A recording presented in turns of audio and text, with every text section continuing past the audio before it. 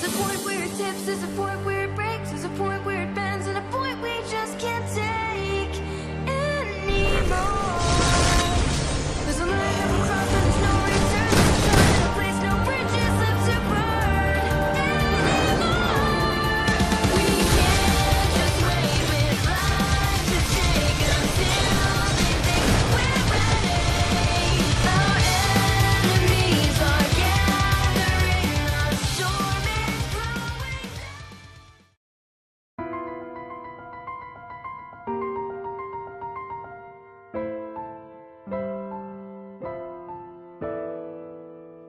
Maybe it's a pool of blood. The innocents were laying when in the end you failed to save them. Are wide and wide like snow, and now they know the cost of trusting you's obliteration. Mirrors will shatter, crushed by the weight of the world. The pillars collapse in shame. There'll be no rest, there'll be no love, there'll be no hero in the end who will rise above. And when it ends, the sky will cross. The shining light will sink in darkest victory for hate, incarnate misery and pain for all. When it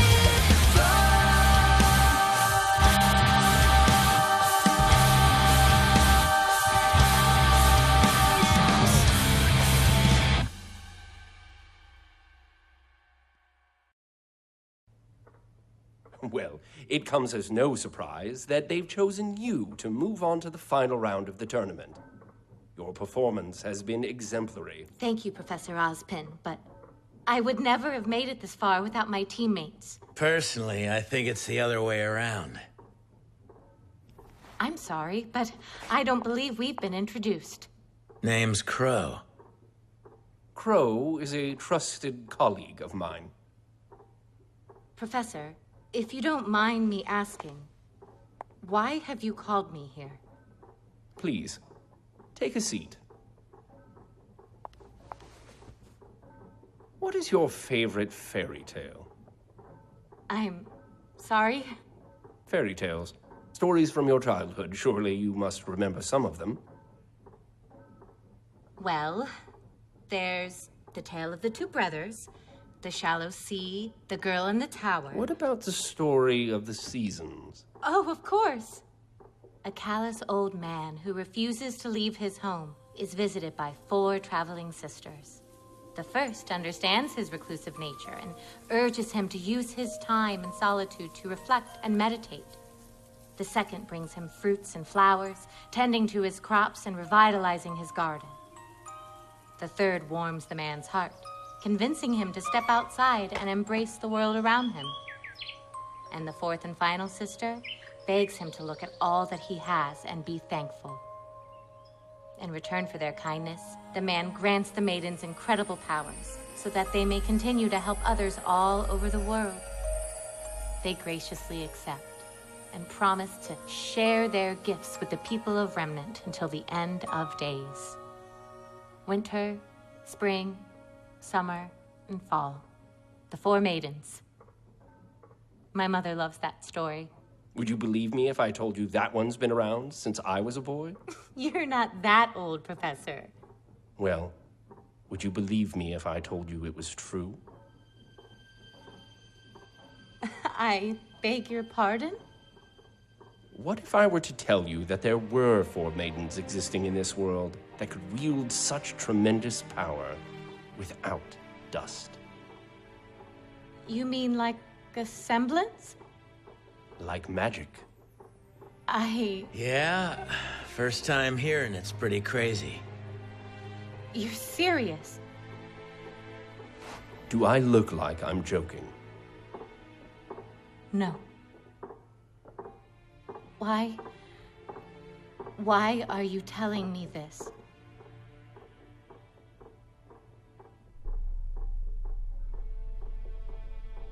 We are telling you, Pyrrha Nikos, because we believe that you are next in line to receive the Fall Maiden's powers. We? Sorry we're late. Wait. What is this? Who are you? You know who we are. We're still the same teachers and headmasters you met when you arrived at Beacon. Except we've got a little part-time job. We are the protectors of this world. And we need your help.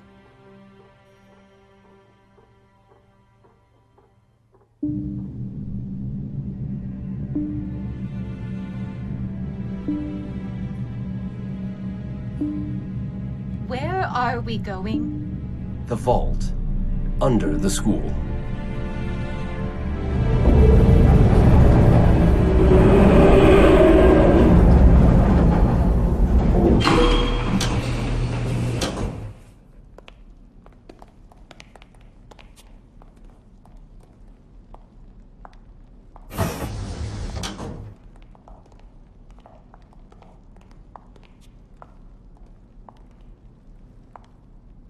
I'm sure you must have questions.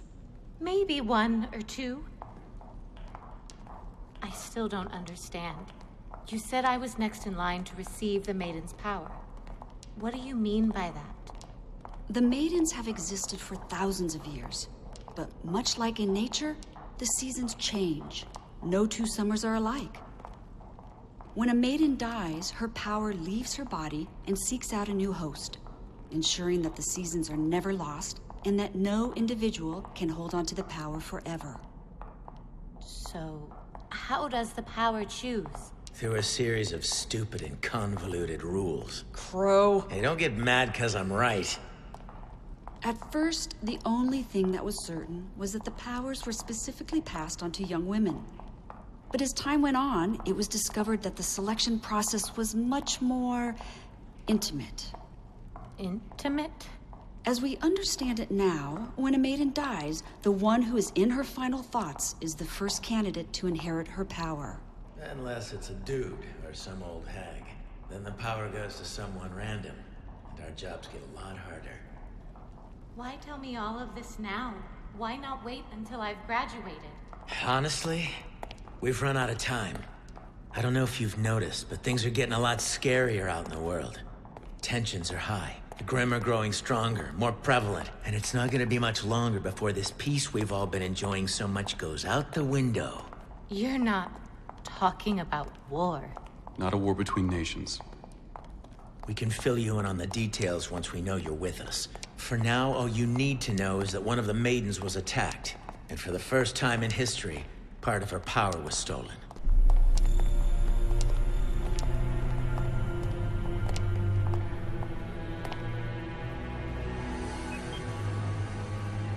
Is that... The current Fall Maiden, Amber. she's still alive? For now. We're using state-of-the-art Atlas technology to keep her stable. But there is a lot about this situation that is unprecedented. What do you mean? Well, we don't know what will happen when she passes. Won't her power just transfer to the next host? Look who's been listening. She is smart. Under normal circumstances, yes. But this is a delicate situation. It's not uncommon for the last thoughts of the slain to be of their attacker. And to make matters worse, no one's ever seen the power split like this before. For all we know, it will seek out its other half. Her assailant. And that would not bode well for any of us.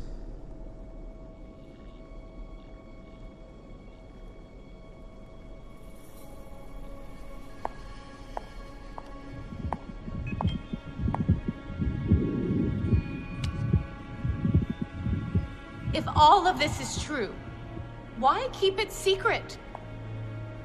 If this girl is so important, if we're truly on the brink of war, why not tell everyone? From what we understand, it used to be common knowledge. Excuse me? How do you think legends and fairy tales get started? Even the craziest ones come from somewhere. Our group was founded in order to protect both mankind and the Maidens. Those hungry for power hunted them with the hope of inheriting their strength. And as you can imagine, the ones that succeeded weren't exactly the kind of people you'd want to have unimaginable power. And so this Brotherhood chose to remove the Maidens from the public eye, allowing their existence to fade away into legend. The things we're telling you go against hundreds of years of human history. Religion. No one would want to believe us. It'd cause an uproar. It would cause panic. And we all know what that would bring clawing to our kingdom's walls. Which is why we would like to... I'll do it. If you believe this will help humanity, then I will become your Fall Maiden.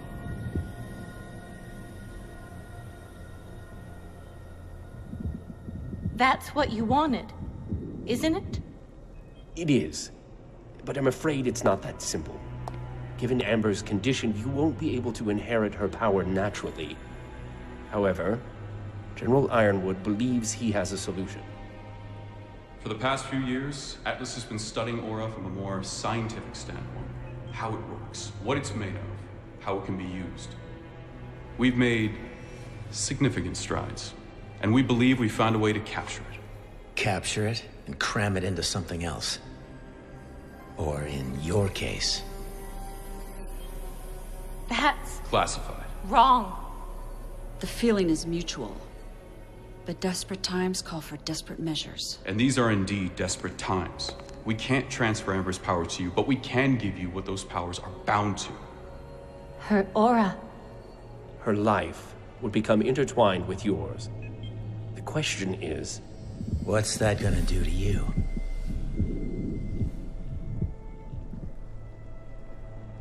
You have an important decision before you, Ms. Nikos.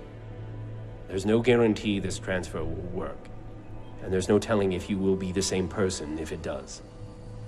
I advise you to take time to think on this matter, but understand that before the Vital Festival is over, we will need your answer.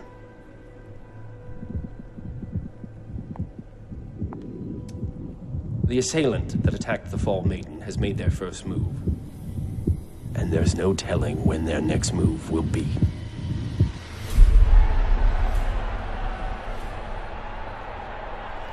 Now for the moment you've all been waiting for, the one-on-one finals!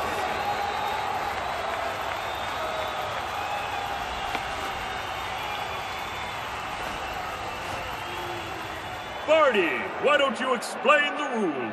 It's quite simple, Peter. Instead of a bracket system, each round of the finals will be randomly determined immediately before the match takes place. Much like any good hunt, there will be 0 time to prepare.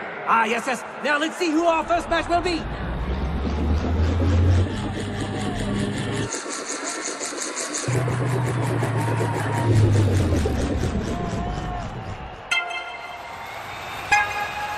Yang Xiaolong and Mercury Black. Make a leg, sis!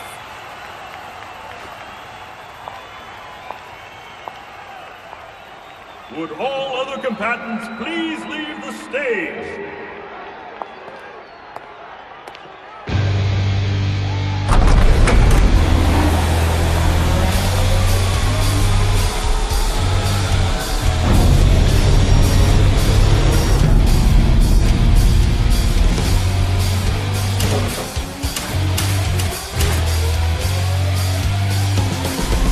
You better not go easy on me. You wish.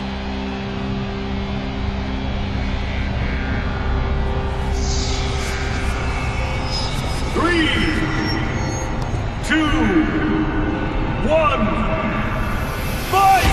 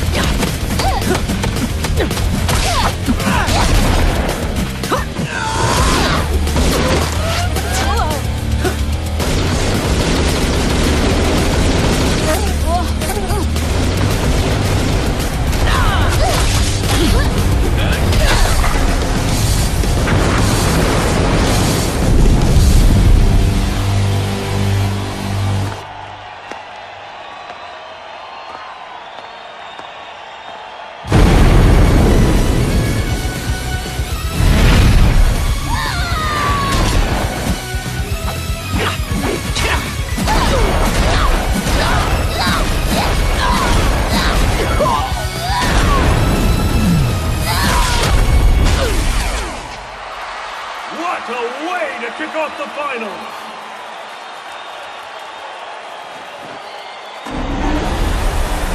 Yang Xiaolong wins! Way to go, Yang! Better luck next time. There's not going to be a next time, Blondie.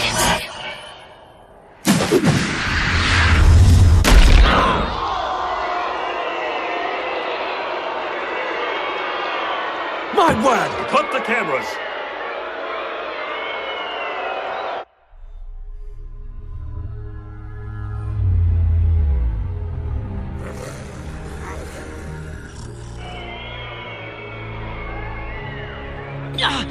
My leg! My leg! That's what you get, you little... Huh? Yang Xiaolong, stand down! What? Why? Mercury! Why'd she do that? Why'd she attack me?